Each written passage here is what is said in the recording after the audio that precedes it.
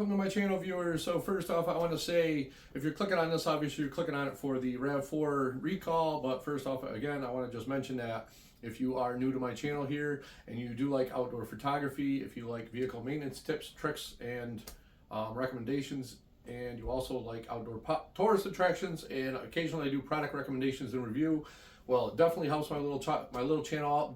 If you feel like it and you feel the need, click that subscribe button for more content like that, and I appreciate it.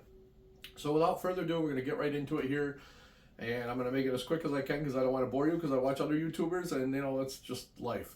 And you know, you look at something, you click on it, and you usually want to get right to the point. So anyway, the 2013 to 18 Toyota Rav4s by the National Highway Traffic Safety Administration, they actually have a recall, and it's a potential fire. And to make a long story short, the battery can actually fall over and short out, and obviously if the battery shorts out, it can cause an arc and a spark, and it can actually start on fire.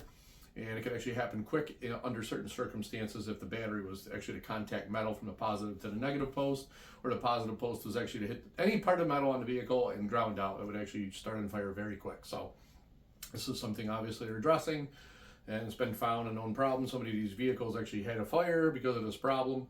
So what we're going to do today is I'm going to obviously read it real quick, and then we're going to go out to the vehicle. And what I'm going to do for you, because I saw the other vehicle, or the other videos that were actually made out there were a year old. This one, they already have the actual remedy for it. So we're going to go out there, we're going to look at the car, then we're going to take it to the dealer, and then we're going to see what they fixed. But also when I go out there and I look at the car, I'm just going to point out and kind of tell you if you're a little worried about it. Well, I do recommend if you're real worried about it and you don't want to drive the car, that's completely fine, or just have it towed to the dealer and have the battery unhooked. If you want to do that, that's fine. I just don't want to be responsible for anybody doing something stupid, so I will say that right offhand.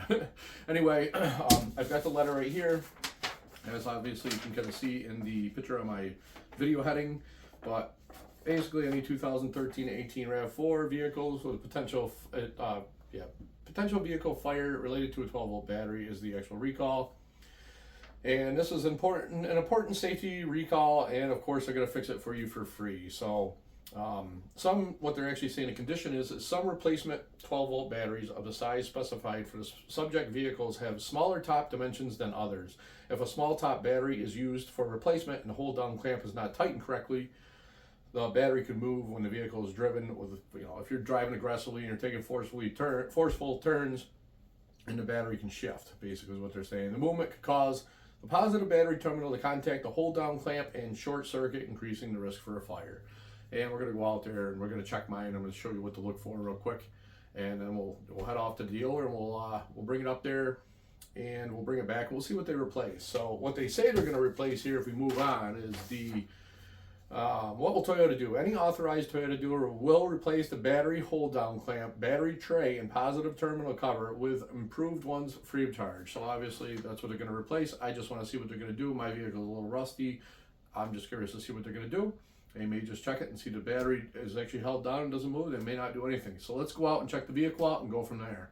All right, folks, so we're actually out at the vehicle right now, and we're going to go ahead and we're going to pop a hood. And I wanted to mention I am a former automotive technician, so that's why I like making some of these videos, because I have a little bit more broader knowledge than most of the average everyday person that's a do-it-yourselfer.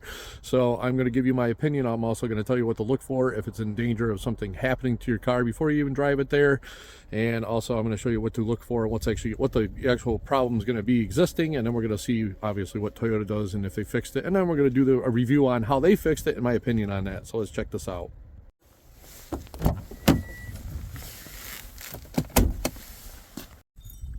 Okay, so we're actually going to take a look at the bracket, and this will also give you an opportunity to actually compare your bracket to mine, because I did notice there's actually a notation on here. It says caution, failure to install battery correctly may install a short circuit leading to fire or injury.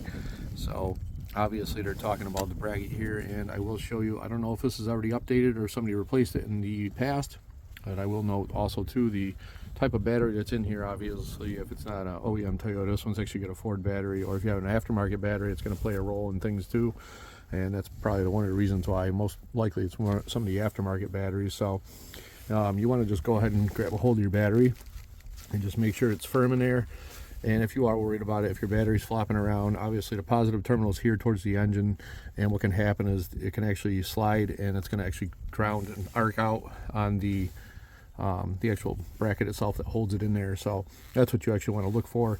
And you also want to make sure, you know, this is obviously here and it's not going to flop and fall on your engine or any other metal particle that the positive battery terminal could actually hit. And then your negative terminal obviously can hit negative, because, you know, body ground is actually the body and it's negative, so that's your negative terminal goes to the body. So taking a quick look at that, this one's obviously fine. Again, you can just give it a simple tug and this one doesn't move, so we're pretty good here. So definitely once I go into the dealer to see what they're going to do, I'm actually kind of curious, because they say they're going to replace the tray which is down there, and as you can see it's pretty rusty, the bolts that hold that tray in there. As for the fixture itself, it's not too bad. So hopefully, I don't know, we'll see what we get out of this and we'll go on from there. Quick before I drive to the dealer, I forgot to mention, so my battery was actually held down in there pretty good. If you do have an instance where your battery is loose in there, there's a couple of ways you can go about this. So number one, if you're really worried about it and you don't want to deal with anything, I would just have like a professional come take the battery, unhook it or take it out of your car, and then have the car towed to the dealer. Or if you're not too worried about it, you've been driving it for 10 years and your battery's loose and it never shifted, then obviously just make sure the battery's in a good position where the bracket's not going to hit the positive terminal or any other piece of metal. It's going to hit the positive terminal, and just take care, not, you know, corner hard, take it to the dealership, drive it up there. And I would say the third instant would be if you're mechanically inclined and you're still really worried about it and you're afraid you're going to take a corner, you're going to have to like maneuver and avoid something in your road, and you're afraid your battery's going to shift, I would just cut like a 1/4 inch of a piece of 2x4 and take the bracket, take it off, put the piece of 2x4 in there as a temporary fix, and just kind of wedge it back down so it doesn't shift, if that would make you feel better. But let's hop in the car and get up to the dealer, and then we're going to drive, and we're going to come back here and we're going to check it out and see what they do. Well, I'm saying good morning because it's actually the next morning, because I didn't get a chance to go right to the video of the day I did it. So it's a nice 1 degree outside. We're going to turn around here and I'm going to show you what they actually put in the car, and then you can actually comment and let me know if you get this recall done, and you can let me know what they replaced on yours. So as we can see, they put a little cover on top of the positive battery terminal, and also they stated a tray, which I thought was actually going to be the mount. I guess it wasn't the battery mount, so there's a little plastic tray they put the battery in. I don't know what their reasoning on that is. And they also replaced the bracket. See, it's brand new. It looks like they used the existing nut, and it looks like they also put a new stud in there.